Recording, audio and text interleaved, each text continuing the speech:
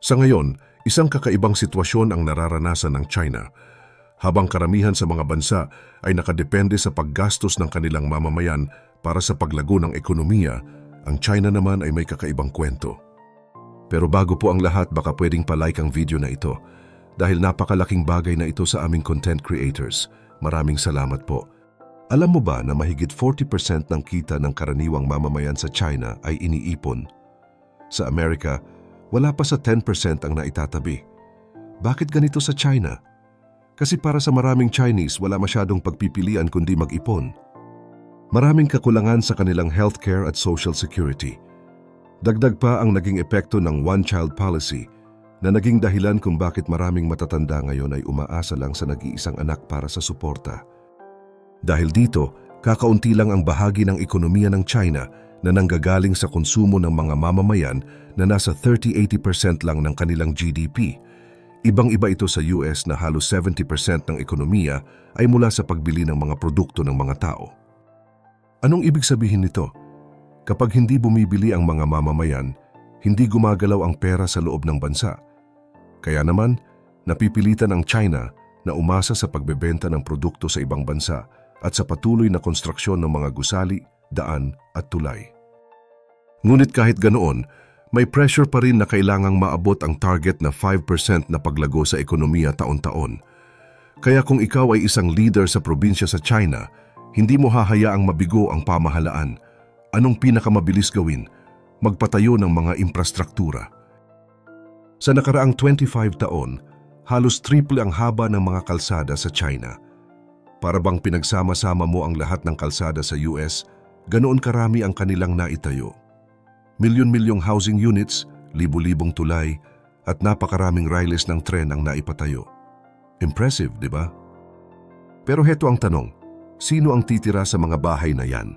Sino ang gagamit sa mga kalsadang yan? Ang sagot ay madalas, wala. Maraming tinatawag na ghost cities sa China. Malalawak na lugar na pinuno ng mga gusali at kondo pero walang nakatira. Inaasahan nila na kapag nagtayo sila, darating ang tao. Pero sa maraming kaso, nanatiling bakante ang mga ito. Isang eksperto, si Leland Miller mula sa China Beige Book, ang nagsabing pwede kang magpatayo ng tulay, sirain ito at patayuin ulit at makakagawa ka pa rin ng GDP. Sa madaling salita, lumalaki nga ang bilang pero hindi ito tunay na pag-unlad. Ang China Beige Book ay isang pribadong organisasyon na nagkokolekta ng data mismo sa loob ng China. Hindi sila umaasa sa opisyal na statistics ng gobyerno at madalas, ang nakikita nilang datos ay mas totoo at mas nakakaalarma. Ngayon, habang paubos na ang mga kayang itayo at habang ayaw na ng ibang bansa ng sobrang produkto mula sa China, paano pa sila lalago? Sa totoo lang, hirap na ring sumabay ang mga kumpanya sa konstruksyon. Marami sa kanila ang nagsara o nagdeklara ng bankruptcy. Sa Germany, halos 1% ng kanilang buong workforce ay nagtatrabaho sa mga kumpanyang gaya ng BMW, Volkswagen at Mercedes. Kaya hindi sila papayag na mawalan ng negosyo ang mga kumpanyang ito. Sa Amerika, ayaw rin nilang isara ang mga paggawaan ng bakal. Sa India naman, napakataas ng buwis sa mga produktong galing China gaya ng smartphones, solar equipment at pati laruan. Habang tumatagal, parami ng parami ang mga bansang naglalagay ng hadlang sa pagbebenta ng produkto ng China. Nahihirapan na ngayong magtayo ng panibagong infrastructure sa loob ng China at hindi na rin ganoon kadali ang pagbenta sa ibang bansa. Kaya kung gusto ng China na lumago ang kanilang ekonomiya, kailangan nilang mas mapalapit ang kanilang ekonomiya sa ibang bansa sa pamamagitan ng pagpapalakas ng konsumo ng sariling mamamayan. Sa buong mundo, ang average na kontribusyon ng karaniwang tao sa ekonomiya ay nasa 56%. Sa US, umaabot ito ng 68%. Sa Europe, 52%. At sa Japan ay 56%. Pero sa China, 38% lang. Kaya malinaw ang sagot na kailangan nilang hikayatin ang mga tao na bilhin ang mga produkto ng sarili nilang mga kumpanya. Pero bakit nga ba hirap silang gumastos?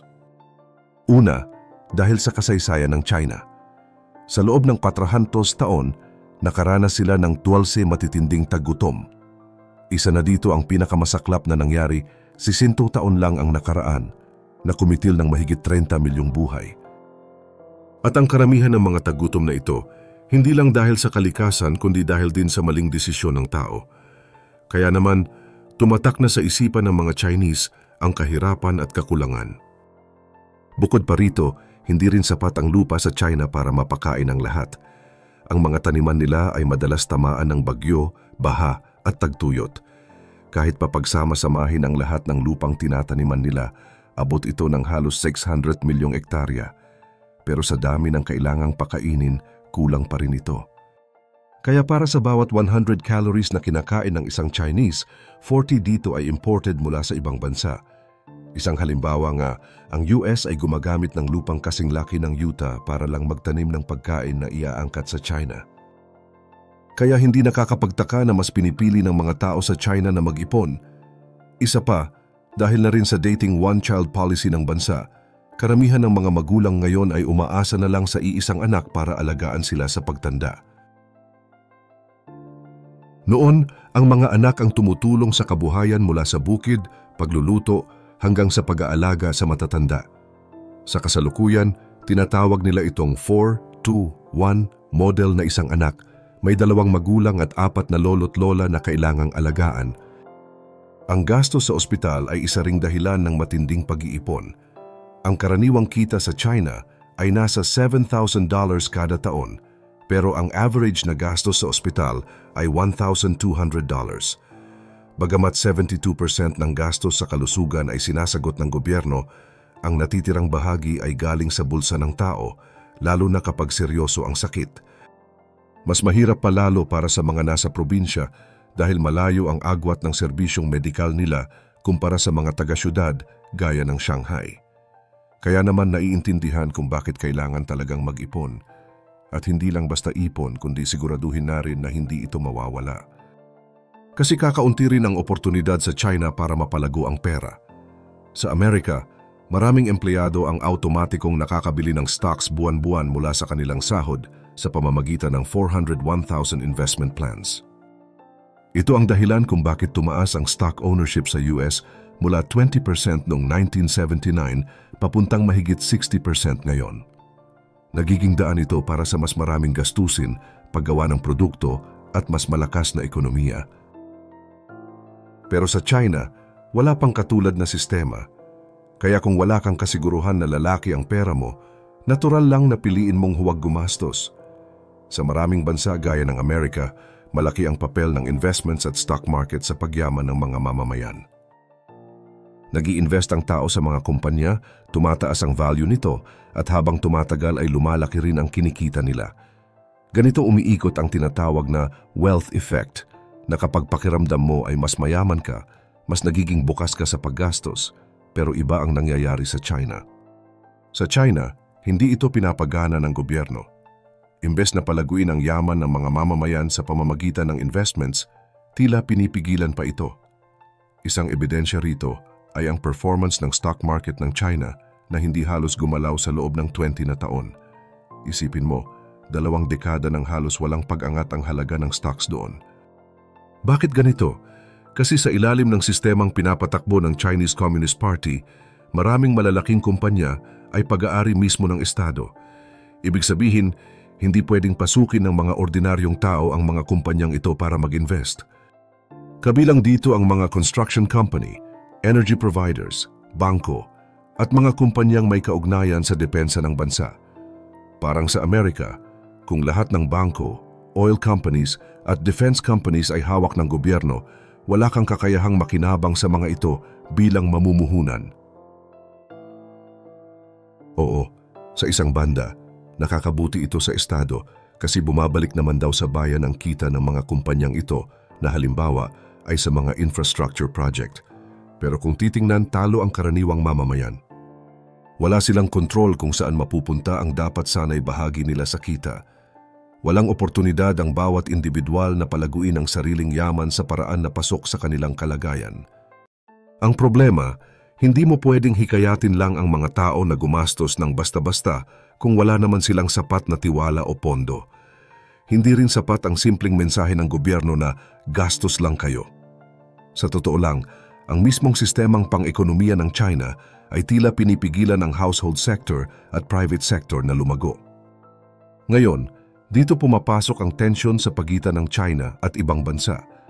Maraming bansa ang tumulong sa pag-unlad ng China kung saan nagtatag ng negosyo doon, binawasan ang tariffs, at inasahan na magiging malaking merkado ang 1.4 bilyong mamamayan nito. Akala ng iba, darating ang panahon na bibili na rin ang China sa kanila tulad ng pagbili natin sa mga produkto nila. Pero hanggang ngayon, kakaunti pa rin ang imported goods na kinukonsumo ng mga tao sa China. Tanong ngayon, ayaw ba talaga ng mga mamamayan na gumastos o ayaw ba talaga ng gobyerno na payagan silang gumastos? Kung gugustuhin, may mga solusyong pwedeng gawin gaya ng ilipat ang kontrol ng assets mula sa estado papunta sa mga bahay at pribadong sektor, palakasin ang social safety net at pataasin ang halaga ng kanilang currency para mas malaki ang purchasing power ng mga tao. Pero ang totoo, hindi ito ginagawa ng China sa ngayon. Kaya habang hindi binabago ng pamahalaan ng China ang ganitong sistema, hindi mawawala ang tensyon sa pagitan nila at ng iba pang mga bansa. Isang simpleng pagtaas lang sana mula 38% hanggang 48% sa household consumption ay sapat na para maibalanse ang kalakalan ng China sa buong mundo. Pero sa ngayon, tila malayo pa ito sa realidad. Sa nakikita natin, malaki talaga ang epekto ng sistema ng pamahalaan sa takbo ng ekonomiya at sa kinabukasan ng bawat mamamayan.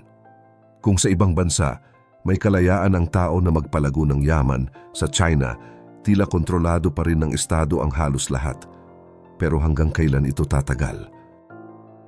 Sa tingin nyo, makikinig kaya ang pamahalaan sa hinaing ng mga tao? Dapat bang baguhin na nila ang sistema? Ibahagi ang iyong saloobin sa ibaba at huwag kalimutang mag-subscribe para sa mas marami pang updates.